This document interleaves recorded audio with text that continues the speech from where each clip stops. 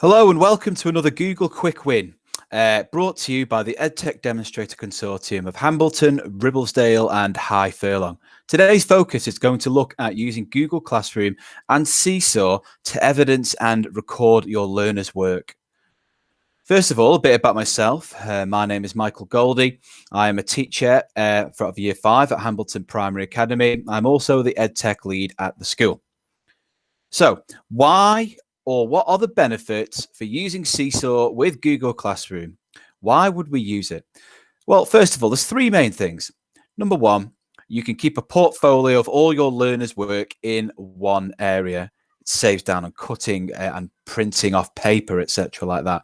It really does cut down on marking. You can give live feedback there to the children through comments on Seesaw, which really does save time on marking at the end of the day. And then finally, it enables your learners to demonstrate their learning through their voice. Seesaw is a really clever online tool that enables your learners to record any of their evidence, create sort of collages of their work, upload that work and send it back to their learning area. It's an absolute fantastic learning tool, and I'm going to demonstrate that with you today. So first of all, what I'm going to do is I'm just going to come off the sharing mode and I'm going to do a live demonstration with you all now. So first of all, let me show you Seesaw. So on here, I'm just going to present with you my entire screen. And hopefully now you can see my Seesaw Google area, classroom area. First of all, the first thing you need to do is by clicking up on the left here, you will need to add your class. Now, if you already have your Google Classroom class set up, it's a fantastic way. You can just import it straight from your Google Classroom. It finds it automatically, it pulls it straight through, and all your learners' names, just like as you can see here now.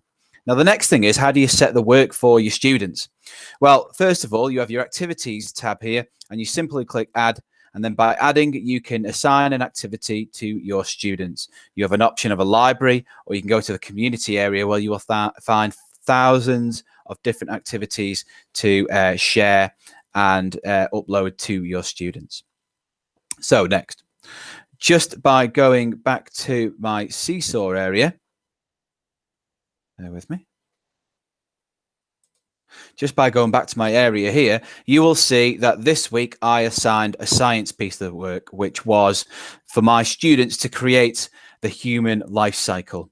So what I've done is I've sent this out to all my students by simply pushing it out to them. And all they need to do on their end is download the Seesaw app. And then by going onto your Seesaw homepage, if you click on students down the bottom, you can find a code here. All the students need to do each time they go in is just add that code, and it will simply put them on to their Seesaw area. The beauty of that is if they don't have their own device, which a lot of students do, and they go on different devices every day, they can just scan that code in and it'll automatically find who they are, and they can just add themselves as a student. Really little brilliant tool within Seesaw there. So just going back to the work here, as you can see, here is the human life cycle. It gives all the details here about what I expect the children to do. It gives them a bit of an overview of what happens to the human life cycle. And then finally, what the students will do then is they add their response. This is what they see. They add their response. I'll do it as a sample student. And from here, they have all the information that I've asked them to put in. And then finally on there, they need to fill in all those details. And then once they tick it, it automatically sends back to me as a teacher. So what does some of this completed work look like? Well, first of all, if I just come out of here and I go back to this area, if I go back to the life cycle and click on the work, you can see all the students that have handed that work back to me here. Now, if I just choose Hannah's work, for example, here, you can see I have an example of her work there. And as I click through, you can see she has created for me this life cycle and also put a recording, which was for her to meet her gold standard of explaining exactly each stage in a bit more detail. And that means you've got that recorded evidence there, and it always stays there. Now you're probably asking, how do I next record that in the actual child's book? Well, I'm just going to stop sharing my screen with you now. And what you will see now is hopefully I'm going to share with you a child's book here. As you can see down the bottom there, what I will do is I will simply print off an objective. I will put Seesaw on it, their work is in Seesaw, and create a QR code which scans automatically to their Seesaw work, tick it off, and it's then done. Saves a lot of time as well. I hope this very small quick win has been of some support to you.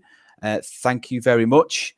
Furthermore, if you do wish for any further support from our consortium, then all you need to do is, bear with me, let me just share those details there. Go to our EdTech Demonstrator project page.